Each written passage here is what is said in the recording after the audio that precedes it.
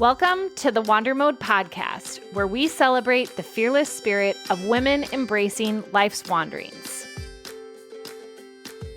Where every story is a spark of inspiration and reminds us that sometimes the most beautiful moments happen when we simply embrace wherever the journey may lead.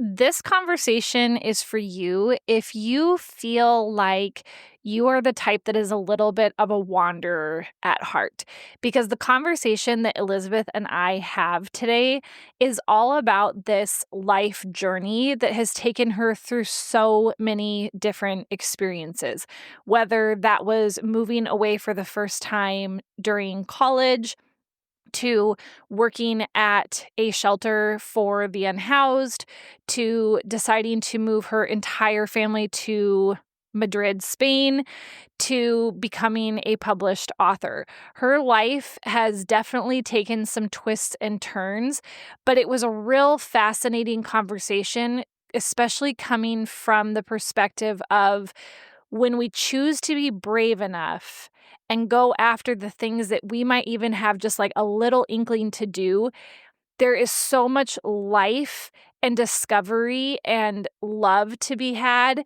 when we're just willing to put on our brave faces long enough to see what could happen.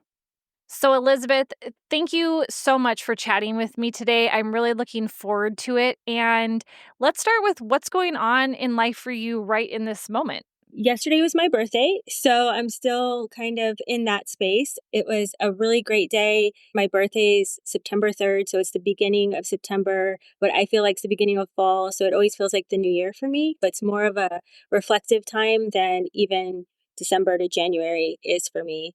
I put off a lot of work and a lot of things until after my birthday. And now I'm thinking of all of the things I've got to do. My son starts school next week, got to restock the groceries, got to do all of the things, catch up with all my clients, all of my emails, all of the stuff. So it's kind of like a mixture of gratitude for yesterday and now like, oh crap, it's time to get going. The partying is fun, but now things just got real and it's time for you to get your butt in gear. Love it. My best friend always takes the month actually to celebrate her birthday. Would you say that that is you too? Or is it just the day or just the week? I really like the day. I don't like to celebrate before the day. I don't like to go to dinner the weekend before. Like, so even if my birthday was on a Tuesday, I want to go to dinner that night, that day. So I really like to honor the day. I really take the time before my birthday, probably a week before, to start. I do writing, I do reflecting, I do the things that bring me joy that week prior to center myself and really see what do I want to bring in and let go of into this upcoming year of my life. What am I grateful for? What am I need to transition and change? What do I need to shed? And what do I want to honor in this next year? And so that week prior, I call it my birthday week. So it's not a month, but it's not like a celebratory. It's more of a reflection and doing the small things that bring me joy, like going to the bookstore, going for a jog, whatever that is, and then taking that time to reflect. And then on my actual birthday, I like to celebrate with my friends and family and do it that day. And then the day after, it's okay, let's get back to business. And what have I let slip was doing that thing. I really need to start incorporating that practice before my birthday. I mean, seriously, what a great idea. I actually read recently on a post that someone uses their birthday as the new year, like the reset, the goal setting time. And I loved that idea when I heard it. And now in talking to you, I actually feel even more certain that I need to do the same, sort of honoring a year of my life and then looking forward to the next, so to speak. Oh, so good. So good. Speaking of conquering yet another year, do you struggle at all with aging? So I turned 43, and I think being in your 40s as a woman, I think there's so many stereotypes and stories of what we're told, what it's to age as a woman and what that means. So I think a lot of my reflecting was about that and really thinking my 40s isn't the end of anything. It's just another chapter in the story of my life? And how do I want to honor that and show up in that way? I think every woman should redefine what that looks like for her. The way I live it may not be the same for somebody else, but that we all get that opportunity to kind of say, I don't have to stay in what society says I should look like or act like or be like at 40 or 43. And what does that mean? I can still do a whole bunch of things. And hopefully, I have way more than 40 years left to go. This year was a super busy year for me. So, also, I think bringing in some more joy is really important to me. And I know that one way you have brought joy into your life is through living in different places, or at least having a willingness to move. Can you tell me when the desire to live elsewhere started for you? I grew up in Houston. That's where I was born and raised. And I went to college in Washington, D.C., which was not something people in my family did. I wasn't the first generation in my family to go to college. So, like my mom and my aunt, some of them did, a lot of them didn't. But I was one of the first ones to move away, and especially out of state, to go to college. And it caused a little kerfuffle in my family, but not a huge one. It was a little bit like, why do you have to leave? And especially as the eldest daughter in a Mexican American family, the eldest daughter is primarily to help the mother. It's not always said, but it's the behavior of it. The expectation is there, even if it's not verbalized.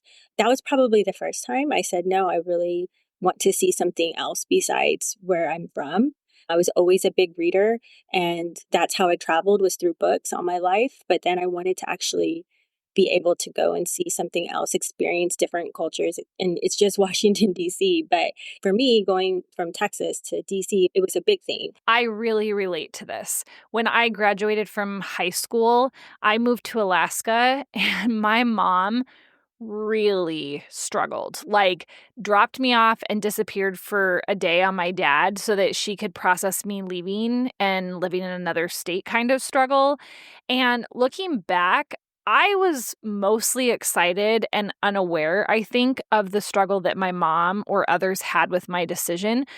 But it sounds like you felt that much more internally, but you chose to go anyway. Would that be accurate? I think for me, I really had to honor myself and be true to myself, because I can't be true or good or honor anyone else if I can't do that for myself first. So, even though I probably didn't understand the word boundaries or all of those kinds of thoughts then, I kind of understood that I needed to be me no matter what, even if that made other people uncomfortable, even if other people criticized me for it, even if other people didn't like it. And even if those other people were close to me, I still had to be me, because if I couldn't be me, then what is that? What is it to live that way? It's like, you love me for me, or you're there for me, or I can still love you, but from a distance. I was homesick at first, and then it was learning how to just be without any network, because coming from a large Mexican family, you have cousins, you have aunts, you have uncles, you have grandmas, you have great grandmas. It's kind of a big network of people. And then you're by yourself, literally. And it's an experience for most kids going to college. You go, you leave home, and you're meeting all of these new people for the first time. I think some of that's quite normal. And I think DC, it was a great experience. I loved living in the city. I knew that I wanted to be in a city where I could walk and not have to have a car all the time. It taught me a lot about experiencing different places, which is probably what led to me being able to move abroad later in my life. But then once I graduated, I moved back home to Houston for grad school and started working and building my life in Houston. Oh, interesting. So home called you back. Well, I moved back to Texas because I wanted to go to grad school, and just being young and not having a lot of money, I knew that I needed to be at a place where I had safety net. So I moved back home for that reason and went to grad school at the same time. I think the biggest difference was that I was different, right? I had experienced something else. I wasn't the same person who left Texas, and it wasn't the same place for me because I wasn't the same. And so I was able to just start my life there. I was able to go to grad school. I was able to find a job that I really loved, and I felt useful and purposeful, and I had something that I was really enjoying doing. And I met somebody, I got married, I had a family. It was kind of like all of those steps I was able to achieve. But I think moving away helped me solidify more of who I am versus if I had stayed and always wondered what that would have been like to have left. And maybe I didn't know exactly who I was like completely, but I don't think we ever do, right? I think all of the stages of life we're learning and growing and discovering that. So awesome, though, that you landed a job right out of college that you loved. What did you go to grad school for originally, and what was this job that gave you purpose? I went to grad school to become a psychologist. And when I was in grad school, I was working at Shelter for the Unhoused. And I got my master's while I was working there. And then I was going to get my PhD. But instead of going to get my PhD, I stayed at the shelter because it felt like that's where I was supposed to be. And even though my whole plan of college was college, master's, PhD, become a psychologist, have my own private practice kind of thing, I stayed there because it just felt that's where I was supposed to be in that time of my life. And I loved it. I loved being there. It was not because it was easy, because it was not. It was fulfilling. And I felt like I was really meeting people where they were and helping people. When those callings, I guess for lack of a better word, occur in our lives, it really is near impossible to ignore them. I feel like those are the events in life that, because we feel so grounded in what we are doing, you never really want to leave it. What would you say was the biggest thing you learned from working at a shelter for the unhoused? I think people a lot of times go into situations like that with a complex of, I'm going to save people. And it's definitely not about saving anyone. It's about really meeting people where they are, because everyone in our lives, maybe you're not ever been unhoused or without a home, but you've had other situations in your life where you needed somebody to meet you where you were and to really just be there and provide support, provide help, provide opportunity, and to help show you maybe paths you didn't see before. And I think that's how working at the shelter with people who are there should be. You have to meet them where they are. And they're coming there for different reasons. Different people are there for different reasons. I worked a lot with the children. I ran the children's programs. And so our job was really to be there for the kids, to provide stability, to provide after school programs, to help coordinate things with the schools. All the staff I worked with and we just did a lot of hands-on, just being there for the kids, and then providing support to the parents, helping them navigate things that maybe they didn't understand or needed help with, like with the school systems and things like that. But yeah, one of the things that people should know is like children who have been in those circumstances for whatever reason, how the school handles it is really super important, because if you don't have food on a regular basis, if you don't have supplies, you're talking about going into a school system that's expecting this of you. And if you're coming in and you don't have what you need already, to have grace and to understand that kids are doing their best. And so how do you meet those kids where they are to help get them to where they need to be and show them how to get there, and not just say, oh, you should be doing this, but how do you lead them there? And how do you help provide resources so that they can be there and not just have these expectations of them? As a former educator in a district that served a population of the extremes, kids coming from extreme wealth and then kids coming from temporary housing, I appreciate so much that you said this, because I think it is often the thing that people don't understand about public schools specifically. Public schools are there to serve all kids with all needs. And it isn't that I think all public school systems are perfect by any means. There's definitely a lot of room for improvement at certain schools, but when people complain about schools needing to do better or schools wasting money on providing free lunches, etc., I get so angry. It infuriates me because, just as you said, kids are doing the best they can with the circumstances that they are raised in. And the beauty of the public school system is that it is the great equalizer, right? We can meet kids where they are at and hopefully provide some consistency in their lives in order to give them the smoothest path forward as possible. Exactly. Exactly. And those are kinds of the things that we saw on a regular basis and worked through. Texas did at the time, I'm not up to date currently, but they did at the time have the food program. But I think it's also just kind of the whole picture, right? Food may be one part of it, but it's the whole social emotional experience of the child. And yeah, maybe they couldn't do homework because there was five other things going on that could have been pretty traumatic for them. And so homework wasn't it. Or their school uniform, they couldn't afford to get it. So they come not in uniform and then they get written up for no uniform. Just things like that. It's really a life lesson. We should all really try to understand where we're coming from before making assumptions about people's behaviors and what they're doing. But I think those were some of the struggles that I dealt with on a regular there. Being unhoused is not a characteristic or a quality trait of a human being. It's not because you're lazy. It's really a circumstance that anybody could be in at some point in their life, and that you meet people where they are and help them, provide opportunity, help them see other options, other paths that maybe in their circumstance they can't see yet, which happens to all of us, you know. Such a good reminder for everyone to pause and learn prior to making any sort of judgment or assumptions. And if everyone would take the time to do that, man, the world could be such a different place. Then at what point did life shift for you and take you on a path away from working at the shelter? Becoming a mom. I was pregnant. I worked a lot of hours at the shelter, and I really spent a lot of time there because the work was important to me. Helping people was important to me. And I got pregnant and I thought, well, I'm going to have my baby and I'm going to be right back. And like I was answering emails when I was in labor, not like labor, but the beginning of labor where your contractions are still so far apart.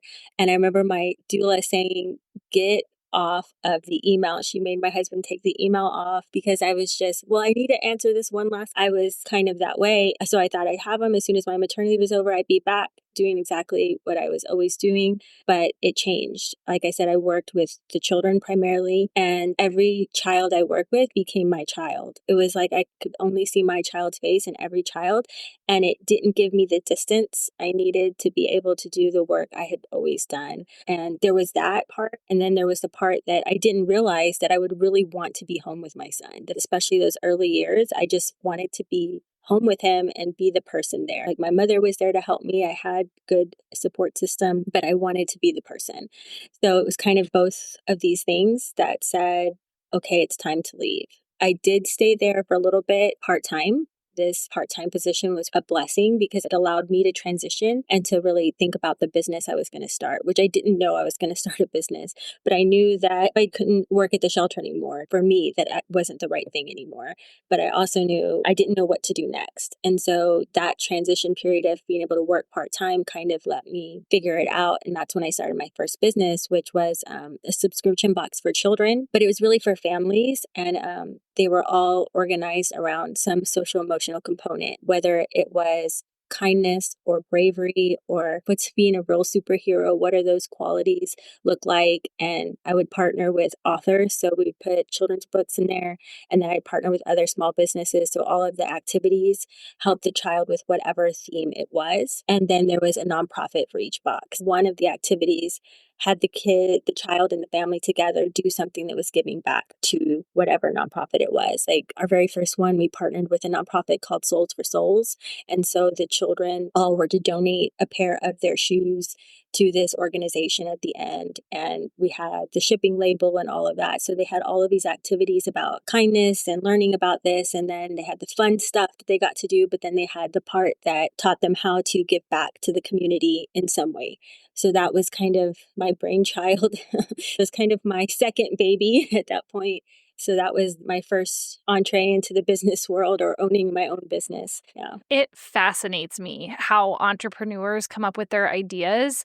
So I'm curious, how did you come up with this idea for the subscription boxes? The idea came from working at the shelter and really working with kids and knowing that kids learn best through play. They learn best through creating, through activities, and knowing that it's important for kids to understand that they can give back, that they can be a part of their community, even from the teeniest, tiniest of ages, that you can start teaching your children that. And just like if we want our kids to go to swim or go to dance or go to soccer or play the violin, play the piano, whatever these things are, we put so much energy and effort into teaching them these things, but we can also teach them social emotional skills and kindness and community skills. What does that look like to be a part of a community, and how do you participate in that community? Because there's a lot of individualism in our country, in the United States in particular, but how do we remember that we're still a part of a community? And why aren't we teaching kids those things just like we're teaching them all of the other things? That's kind of where the thought of it came from. And then I started thinking about, how do I put all this together and what do I want in the box? And really, I just reached out. I mean, I knew about a lot of nonprofits because I worked in nonprofit for so long. So I just started reaching out to nonprofits, and that made sense, that had something that our kids could do within the box, right? Because they're not just going to write a check. I mean, they're children. I wanted something that they could participate in and actually do. So I just started reaching out to nonprofits. I started to reach out to small businesses. Other small business owners are wonderful when you reach out to them. I love working with other small business owners because I could reach out to them and like negotiate with them so that we could put their product in our box so they get spread out as well. So people know more about them too. But then we're also supporting other moms with businesses, other small businesses. So it's kind of also part of community. It kind of all just flowed. And it was a lot of research. I never had social media until I started this business. So I got on Instagram and I just started researching and looking for people and finding things. I started a lot locally because I would go to small businesses in Houston. So I just started looking at local small businesses and just reaching out and say, hey, I'm doing this. Would you like to participate? I even would go to like Whole Foods once we had the box, and I'd be like, hey, can we host an event here? And they would just let me, they would give me Saturday mornings and we would host and just have boxes out and let the kids that came into Whole Foods that day do them, just to get more people to know about it. There was a lot of reaching out. You got no's, but I got a lot of yeses too. Wow. That is such a great story. And I love that it was truly based in community, and not just from the perspective that you were out in the community and partnering, but that you were fostering a sense of community involvement in kids through these boxes. And you are absolutely right. As parents, we invest so much time in sports and music and all of the things, but we often miss that social emotional community component that is maybe a little more abstract for a lot of people to teach. Oh, I just love this. From a business perspective, what did you learn outside of needing to hop onto social media when doing this business for the first time? I did hire a business coach, and I was trying to think of, what do I need to do? Like, I've never had a business. I don't know. And so I did hire a business coach, and that was super important part of the process for me, because the business coach I hired, she was just very to the point. She was like, this is what you're going to need. Do you have this? Have you done this? Have you tried this? Did you ask this person?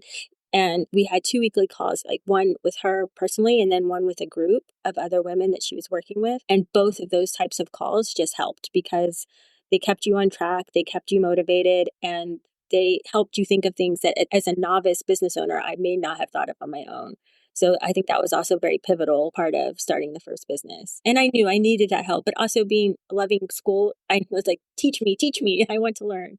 So it was definitely helpful to have that. Otherwise, there may not have been things I would have thought of. I started my own website, so I sold it on Shopify.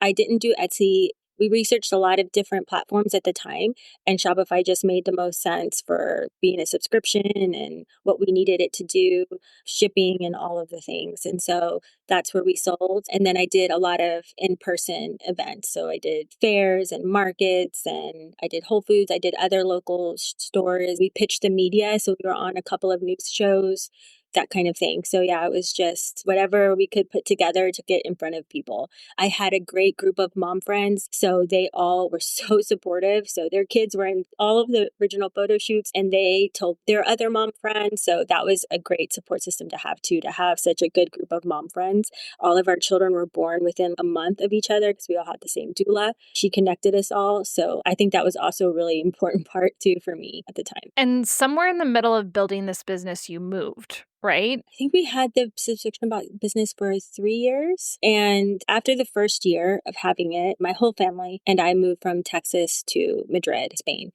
We sold everything we owned except for my books, because my books were super important, and some of my son's toys and a couple suitcases of clothes. We sold everything else, our cars, our house, all of our belongings, and moved abroad. In my mind, I would just continue to run the business forever in Madrid.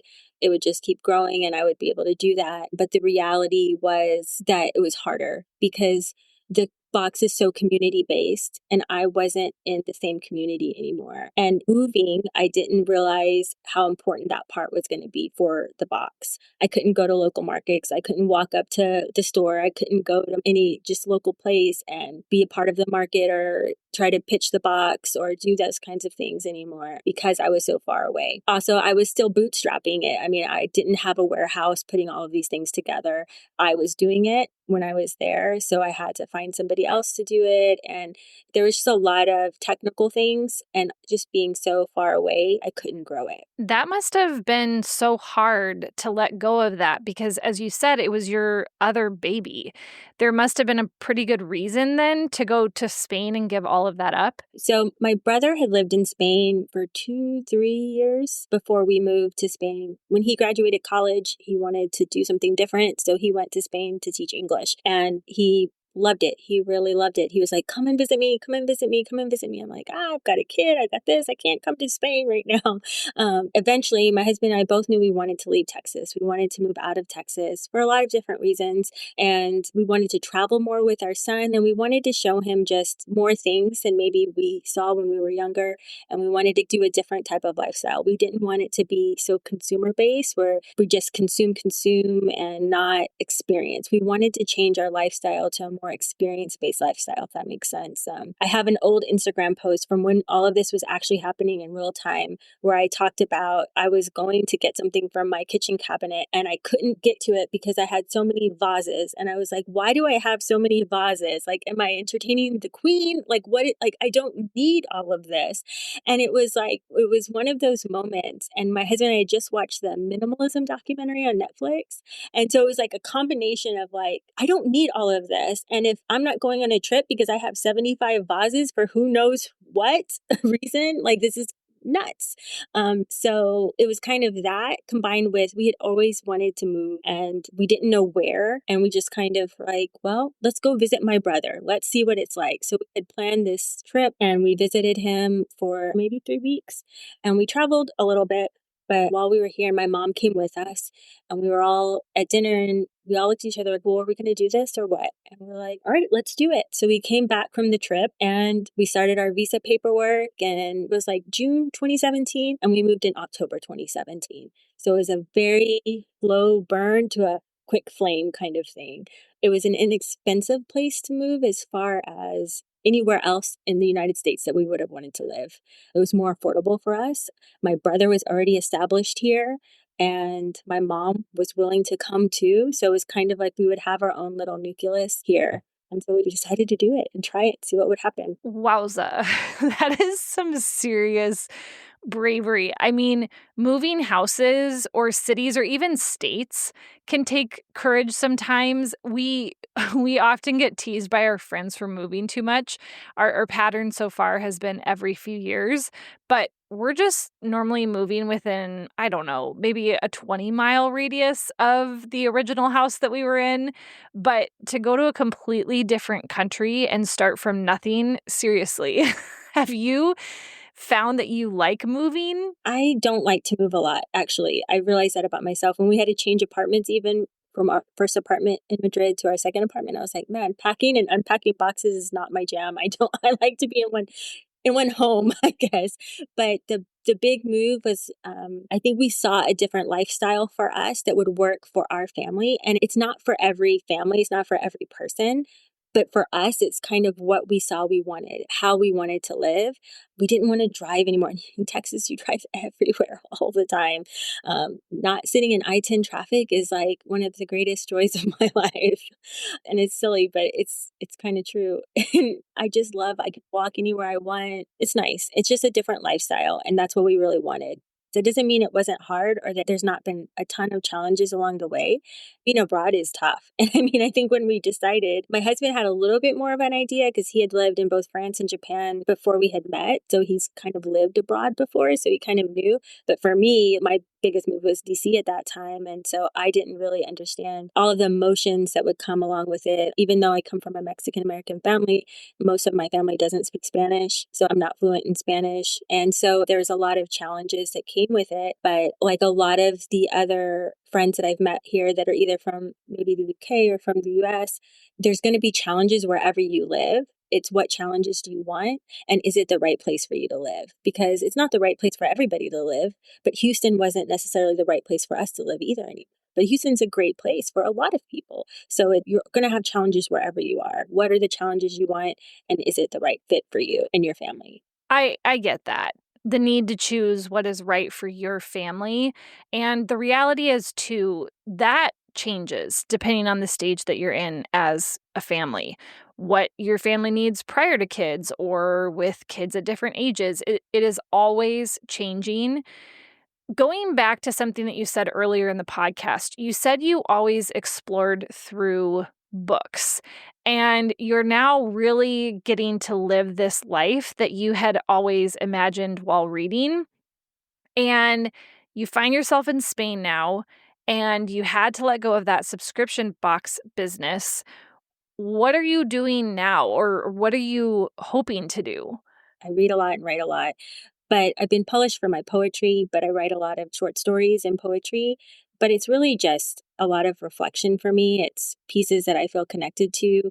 I think we had lived here for a year and I did the 100-day project. I don't know if you've heard of that, but they do this project once a year and it's 100 days in a row. You create something, whatever you want to create. If you're a painter, you paint. If you're a writer, you write. Whatever it is, you commit to 100 days of doing it. And I'd always kind of put my writing to the back burner of my life. It's like always the last thing I do. And this year, we had just moved to Madrid. We were probably there for about a year. And there's a point when you move abroad where it doesn't feel like vacation anymore. It feels like real life, but it's weird real life because it's in a different culture, in a different place. And you feel this real disconnection of you're not home, but you are home, but it's almost like you're not tethered to anything. So I took that opportunity in that moment to do this 100-day project to commit to myself that I was going to write a poem, even if it was a totally crappy poem every single day, no matter what. For 100 days in a row, I was going to do this. And that's when I started to submit to some magazines and things and got published. So it's just a piece of me. It's something I'll always do, but it's not what I do for work. It's what I do for love.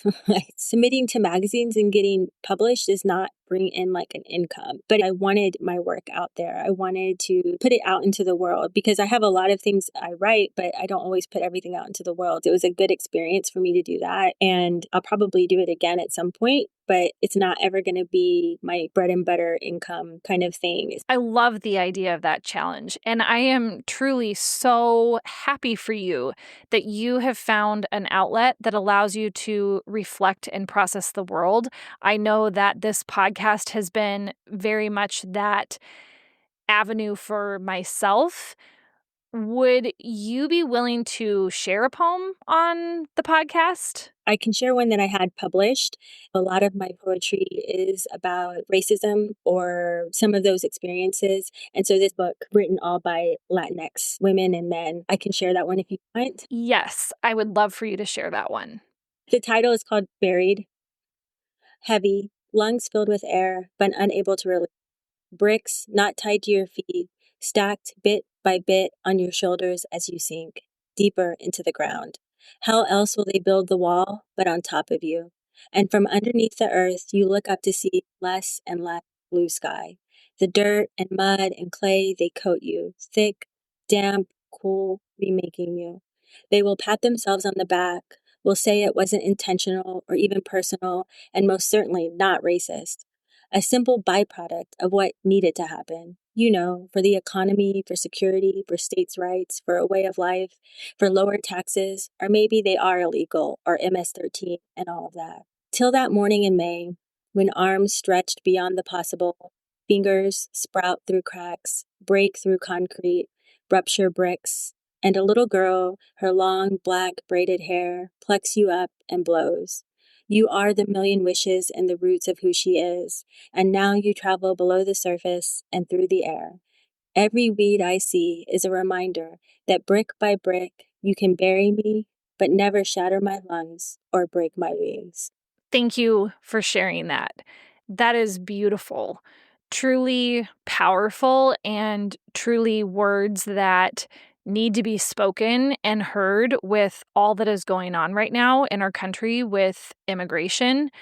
I know it was the situation or the conflict at the border that inspired you to write that poem. What made you put that poem in particular out into the world that ended up getting it published? So that poem was published in a book that's written, like I said, all from Latinx authors, but I submitted it to a contest that was actually in Houston. And my friend at the time, she told me submit it because it was for anybody who was Mexican American heritage to submit their work. It could have been any type of artistic work. And I couldn't go to Houston to read it, but the woman who read it, my friend went and recorded her while she read it and sent me the video. And I think that was, to me, even more than having it in the book, that moment, hearing another Mexican American woman stand and read. And like she started to get a little emotional, especially the long black braided hair. That was like, wow. Between seeing the power of your words being read by another Mexican American woman and doing that 100-day writing project, have you been inspired to get more of your work out there? And what is that process like? When I was doing the project, I literally didn't sit with it. Every day I would write something and I would publish it on Instagram just to force my habit of getting it out there. But then to submit to a magazine, I'll go back and I'll reread it and I'll reread it. And I read a lot out loud no matter what, even if I'm not writing poetry, even if I'm writing like a short story, just because it helps me process voice and emotion. So I just read it over and over and then I make all the edits I need to make. There are a lot of times that I justify in my writing. So I use a lot of like just and buts and like. So I have to go back and watch myself for that. Also, I have friends that I let read it that I trust and I value what they say, that kind of thing. But then I'll submit to magazines and just see what happens. And also getting comfortable getting rejected because you get a lot of rejections. And that's okay too, knowing that your work is not maybe meant for that particular magazine or that particular time period, you know? You obviously have a real creative side and you love writing. Is that what inspired you to get into the business of helping others with their websites, or was it the copywriting side of it that was attractive? No, I'm an awful copywriter. I don't like writing copy. It's probably my least favorite type of writing. So I help my clients with prompts and things, or I refer them to a professional copywriter. But no, it's not my favorite type of writing at all.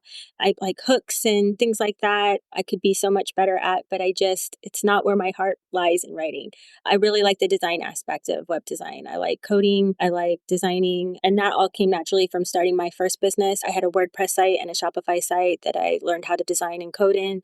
I built my husband's photography sites, and then I just started building people we met here, other people that lived in Spain that were from the UK or the US, and they needed websites for their businesses that they were starting. And so I just naturally started to build websites for people kind of new, and that's how I grew. And then there were things I couldn't do, and I was like, well, how do I do these? And so that's where I learned how to code. I decided to invest and really learn how to do that. Like the SEO piece, I'm actually studying right now, and user engagement and how a user journeys through your site, super important with design.